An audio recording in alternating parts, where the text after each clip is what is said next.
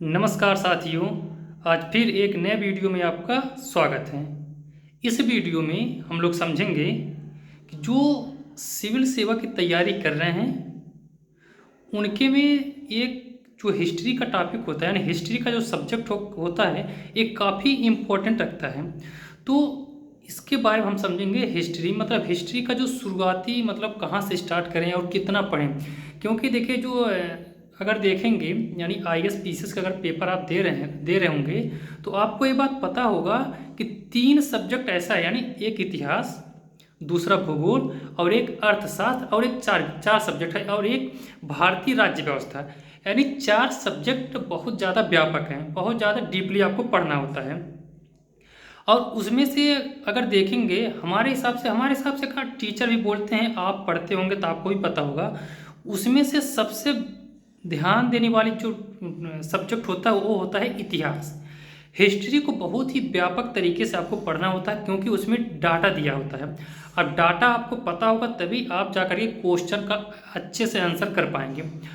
तो अब देखिए सबका अलग अलग राय होता है। कितने लोग कितने मतलब टीचर ऐसे हैं कहते हैं कि नहीं हमारी क्लास कर लीजिए हो जाएगा। कितने लोग कहते हैं नहीं 6 से एनसीईआरटी आपको पढ़नी है। कितने लोग कहते हैं कि नहीं माजिद हुसैन का जो बुक है वो ले आइए उससे हो जाएगा। तो देखिए मेरा मानना है कि आपको एनसीईआरटी हिस्ट्री में पढ़ना ही पड़ेगा। अगर आप क्या कहते हैं एनसीईआरटी नहीं पढ़ पा रहे हैं तो प्री तो आप किसी तरह से निकाल लेंगे क्लास करके या बुक से पढ़ करके, लेकिन आपके लिए समस्या हो जाएगा मेंस। देखिए मेंस में जो होता है उसमें जो डाटा दिया जाता है, जो क्वेश्चन आपसे पूछी जाती है वो पूरी एक स्टोरी पे में लिखना होता है। अब मेंस को निकालने के लिए आपको हिस्ट्री पढ़ना पड़ेगा। हाँ, ये नहीं है कि आपको 6 से पढ़ना पड़ेगा या 11। अगर 11वीं का हिस्ट्री अगर आप पढ़ लेते हैं तब भी आपका काम चल जाएगा। तो आज हम लोग इस वीडियो में समझेंगे कि जो हिस्ट्री का सिलेबस होता है सबसे इम्पोर्टेंट आता है आपका मॉडर्न हिस्ट्री, यानी आधुनिक भारत का जो इतिहास है ये सबसे इम्पोर्टेंट होता है। लगभग 8 से 9 क्वेश्चन या 10 क्वेश्चन ये एवरेज पूछा जाता है आपका जो मॉडर्न हिस्ट्री होता है। खैर जो प्राचीन इतिहास और मध्यकालीन इतिहास होता है ये भी दोनों पार्ट आपको पीर में पूछा जाता है, लेकिन ये मेंस में नहीं आते हैं।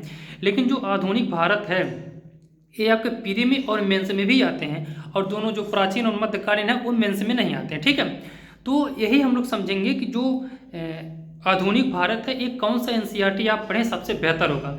देखिए मेरे भाई एक बार मैं बता देता हूँ, फिर आपको एनसीईआरटी हर हाल में पढ़ना ही होगा तभी आप बेहतर तरीके से समझ पाएंगे।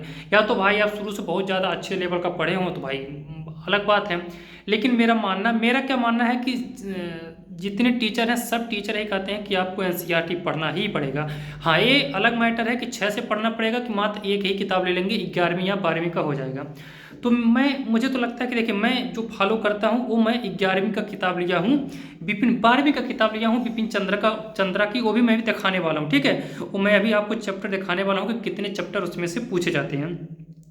आप अगर एनसीईआरटी से पढ़ते हैं तो बहुत ही बेहतर होता, क्योंकि स्टोरी में लिखी जाती है। स्टोरी ही आपको छापना होता कहाँ पे, मेंस में, तो अच्छा होता है एनसीईआरटी। आइए सबसे पहले एनसीईआरटी हम आपको दिखाते हैं और किसकी आपको लेना है एनसीईआरटी, ये आप ध्यान देने वाली पॉइंट है। ठीक है, देखिए हमारे सामने एक बुक रखा हुआ है, यहाँ पे कुछ पहले देखिए, पहले ऊपरी कवर देख लीजिए।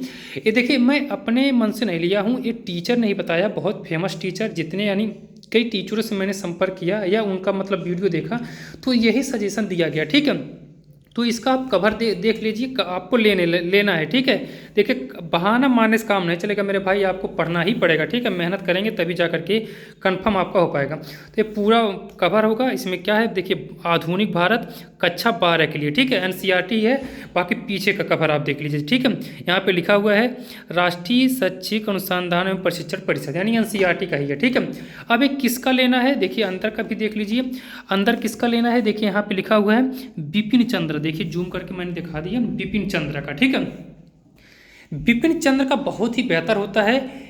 अगर देखिए ये अलग अलग होता है, अगर आधुनिक भारत का लेंगे तो ये बिपिन चंद्र का आएगा, और वहीं मध्यकालीन भारत का लेंगे तो सतीश चंद्र का आएगा। ठीक है, तो सबका अलग अलग है, यानी सब बेहतर है बता रहे। वैसे किताब देखेंगे एनसीईआरटी तो सबका एक ही होता है, लेकिन बिपिन चंद्र का बहुत बेहतर तरीके से लिखा गया है और ज़्यादातर टीचर इस सजेशन भी देते हैं बिपिन चंद्र का। ठीक है, अब पहले पढ़ते हैं, आपका विषय सूची दिखाते हैं। ठीक है, देखिए यहाँ पे सब कुछ उसके बारे में दिया है। हाँ, एक पॉइंट तो और मैं भूल ही गया, एक पॉइंट देखिए मैं भूल ही गया कि जो आधुनिक भारत आपको लेना है एनसीईआरटी बिपिन चंद्र का, वो ओल्ड एडिशन लेना है। ठीक है, ओल्ड एडिशन का नहीं, पुराने संस्करण का लेना है। देखिए ये पुराने संस्करण का ही है, मार्च, देखिए यहाँ पे लिखा हुआ मार्च 2005 का ही है। ठीक है, विषय सूची पे आ जाते हैं, जल्दी से आपसे चर्चा कर लेते हैं। देखिए यहाँ पे विषय सूची लिखा हुआ है, यहाँ पे प्रियम्बल, आपको प्रियम्बल भी आना चाहिए, बहुत जरूरी है भारतीय राज्य व्यवस्था का। यहाँ पे देख लीजिए विषय सूची में, देखिए कौन कौन से चैप्टर दिए हैं यहाँ पे। 18वीं सदी का भारत, ये सब जो आएगा सब आधुनिक भारत में आएगा। ठीक है, 18वीं सदी का भारत पूरा स्टोरी भी में लिखा होगा दोस्तों, अभी खोल करके भी हम लोग चेक करेंगे। यहाँ पे देखिए भारतीय यूरोपीय प्रदेश अंग्रेज की विजय, भारत में ब्रिटिश साम्राज्य की नीतियाँ, प्रशासनिक संगठन एवं सामाजिक संस्कृति। देखिए ये भी बहुत ज़्यादा इंपॉर्टेंट आता है, क्योंकि जो कला एवं संस्कृति जो होता है ये भी बहुत ज़्यादा यहाँ से मिल जाता है। ठीक है, कला एवं संस्कृति का अलग से आपको नहीं पढ़ना पड़ेगा, ये माजिद हुसैन का आता है, आप पढ़ेंगे तो बहुत ज़्यादा व्यापक हो जाएगा। टीचर और करंट अफेयर और कुछ इसमें से अगर पढ़ लेंगे तब भी आपका काम चल जाएगा। ठीक है, बाकी 19वीं सदी हो गया, 1857 का विद्रोह, 1857 का विद्रोह जब हुआ था उसके बाद थोड़ा शासन चेंज हुआ था यहाँ पे। ठीक है, तो फिर 1858 के बाद का प्रशासनिक कार्यालय, ब्रिटिश शासन का आर्थिक प्रभाव, और बाकी यहाँ पे देखिए नए भारत का उदय, राष्ट्रीय आंदोलन, ये भी बहुत ही इंपॉर्टेंट आता है दोस्तों। सबसे ज़्यादा क्वेश्चन देखेंगे तो भारतीय राष्ट्रीय जो आंदोलन है यहीं से क्वेश्चन उठाता है। ठीक है, नए भारत का उदय और 1918 का राष्ट्रीय आंदोलन जो है, बाकी स्वराज के लिए संघर्ष यानी 1947 तक इसमें दिया गया है। ठीक है, बाकी जो आधुनिक भारत पढ़ेंगे तो आप 1990 तक आपको आना पड़ेगा। ठीक है, यानी बहुत पहले आएगा। कितने टीचर तो 2019 तक भी पढ़ाते हैं। ठीक है, तो अच्छी बात है, पढ़ाते हैं। तो देखिए अब सबसे पहले अध्याय 1 देखिए 18वीं सदी का। ठीक है, हमने इसको बेहतर तरीके से पढ़ रखा है। ठीक है, अंडरलाइन कर रखेंगे। देखिए आपको कैसा किस हिसाब से पढ़ना है मेरे भाई, आपको ध्यान देना है कि आपको ये ध्यान देना है, हाँ आपको ये ध्यान देना है कि देखिए थोड़ा थोड़ा आप अंडरलाइन करते रहेंगे। जैसे 1803 कुछ डाटा ऐसे होते हैं, कुछ नाम ऐसे होते हैं, वो आपको डाटा ये मतलब यहाँ पे अंडरलाइन कर देंगे। देखिए मुगल साम्राज्य का पतन, ये पहला यानी 18वीं सदी का जो है मुगल साम्राज्य का पतन, ये पहला टॉपिक है और पूरा स्टोरी में लिख रखा है। ठीक है, पूरा स्टोरी। अब बहुत मज़ा आता है भाई पढ़ने में, इतना मज़ा आता है कि पूछो ना। एक दिन में आप लगभग 10-10 या 12-12 पेज पढ़ेंगे, इतना इंटरेस्टिंग रहता है। ठीक है, पूरा यहाँ से उसका पतन दिया है। ठीक है, अभी देखिए अभी जो मुगल सम्राट है वो पतन चल रहा है। कितने पेज हो गए? 2 पेज, ये 3 पेज हो गए, ये 4 पेज हो गए। ठीक है, इसमें खैर सब कुछ इसमें थोड़ा बहुत शामिल किया है अगल बगल का, लेकिन ये प्रॉपर वो मुगल साम्राज्य का ही बात कर रहा है। ठीक है, 5 पेज हो गए, 6 पेज हो गए, 7 पेज हो गए, ये मुगल साम्राज्य का पतन ही चल रहा है। ठीक है, अब देखिए यहाँ पे थोड़ा अलग अलग टॉपिक आया, भारत राज्य और समाज। ठीक है, यानी 7 पेज में आपका दिया है क्या, मुगल साम्राज्य का जो पतन हुआ था उसके बारे में, भारतीय राज्य और समाज। देखिए हमने बताया कला एवं संस्कृति में समाज के बारे में भी पूछता है, तो समाज के बारे में भी आपको पढ़ना हो। ये भी हमने यहाँ पर पूरा पढ़ रखा है, कुछ फिगर के थ्रू भी आपको समझाने की कोशिश किया है एनसीईआरटी ने। यहाँ बंगाल के बारे में दिया है, बाकी अलग अलग जो कर्नाटक, हैदराबाद जैसे यहाँ पे अवध दिया है, मुर्शिद कुली खान जो अंग्रेज का वो था उसके सबका अलग अलग दिया है। फिगर के थ्रू समझाने की कोशिश इन्होंने किया है, बहुत बेहतर रहता है दोस्तों जो फिगर के थ्रू देखिए। जैसे मछलीपट्टनम, मद्रास, यानी जो पुराने जो नगर होते थे उनका नाम यहाँ पे लिया गया है। हैदर अली, टीपू सुल्तान, कितना बेहतर तरीके से यहाँ पे समझाने की कोशिश किया गया। देखिए मैसूर के बारे में बताया है। जितने वहाँ उतने समय जो आते थे जो नगर थे बेहतर तरीके से, जैसे यहाँ पे केरल हो गया। ठीक है, सारे राजपूत देखिए यहाँ पे दिया है राजपूत राज्य। ठीक है, यानी बेहतर तरीके से इसमें समझाने की कोशिश किया गया, इसमें कोई दिक्कत नहीं। फिगर के थ्रू देखेंगे बंगाल और मराठा रुहेल। ठीक है, यहाँ पे सिख का विद्रोह दिया गया है, मराठा शक्ति का, रणजीत सिंह का दिन, सबका यहाँ पे दिया, कोई दिक्कत नहीं होगा। ठीक है, और आपको हम पलट के दिखा देते हैं, हमने पूरा व्यापक तरीके से इसको पढ़ रखा है। कम से कम इसको 4 से 5 बार मैं इसको पढ़ूंगा, मानूंगा नहीं, हर हाल में इसको पढ़ना ही होगा, क्योंकि प्री और मेंस में बहुत ज़्यादा इंपॉर्टेंट रहता है मेरे भाई, इसीलिए आपको बेहतर तरीके से पढ़ना होगा।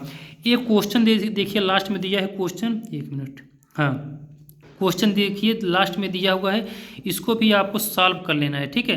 सॉल्व करेंगे क्योंकि जो क्वेश्चन आपसे पूछी जाती है मेंस में, यही क्वेश्चन आपको उठा के दे दिया जाता है, ठीक है। क्वेश्चन ये भी सॉल्व करेंगे। अध्याय दूसरा आ गया, भारत में यूरोपी का प्रवेश अंग्रेजों का विजय, ठीक है। यानी जो जब यहाँ पे पूरा बताया गया है कि जब पुर्तगाल से लेकर के लास्ट में जब अंग्रेज आते हैं, वो पूरा डाटा यहाँ पे दिया गया है, ठीक है। दूसरा अध्याय है, फिगर के थ्रू ये भी समझाया है कि किस कहाँ पे उनका बंदरगाह ज़्यादा हुआ करता था, ठीक है। देखिए यहाँ पे कंपनी के व्यापारिक प्रस्ताव का विद्रोह, बहुत इसमें पूरा दिया है, हमने पढ़ रखा है, एक बार तो हो गया है मेरा, इसको लगभग मैं भी 3-4 बार पढ़ूंगा, ठीक है। बाकी लास्ट में भी मैं दिखा देता हूँ। लास्ट में ये तो पॉलिटी का आ गया थोड़ा चैप्टर, नागरिकों का मूल कर्तव्य थोड़ा चेंज किया गया था, इसके बारे में भी हम लोग चर्चा करेंगे कभी। बाकी लास्ट का जो आपका टॉपिक है, देखिए यहाँ पे डॉक्टर भीमराव का फिगर दिया है, यहाँ पे आपका आप देखेंगे तो गांधी जी का फिगर दिया है, ठीक है। यहाँ पे देखिए कुछ और क्रांतिकारियों का दिया है, बेहतर तरीके से इसमें समझा रखा है, सब हिस्टोरिक वे में समझा रखा है। तो आप अगर एनसीईआरटी पढ़ना चाहते हैं तो आप बिपिन चंद्र का ले लेंगे, ठीक है। बिपिन चंद्र का, चंद्र नहीं है, बिपिन चंद्र है, ठीक है। बिपिन चंद्र का आप ले लेंगे, आधुनिक भारत का, ठीक है। 12वीं का लेंगे। इसको पढ़ने के बाद या तो कोई टीचर या तो कोई बुक फॉलो करेंगे तो बहुत बेहतर तरीके से आपका अच्छे से सिलेबस तैयार हो जाएगा, जो आधुनिक भारत करेगा, ठीक है। आधुनिक भारत हमने बताया बहुत इंपॉर्टेंट होता, चाहे वो प्री के लिए हो या मेंस के लिए, ठीक। आपको पूरी तरह समझ में आ गया होगा। अगर कोई कन्फ्यूजन हो तो आप जरूर कमेंट में सजेशन दें, ठीक है। आज के लिए बस इतना ही, धन्यवाद। अगली वीडियो मिलेंगे।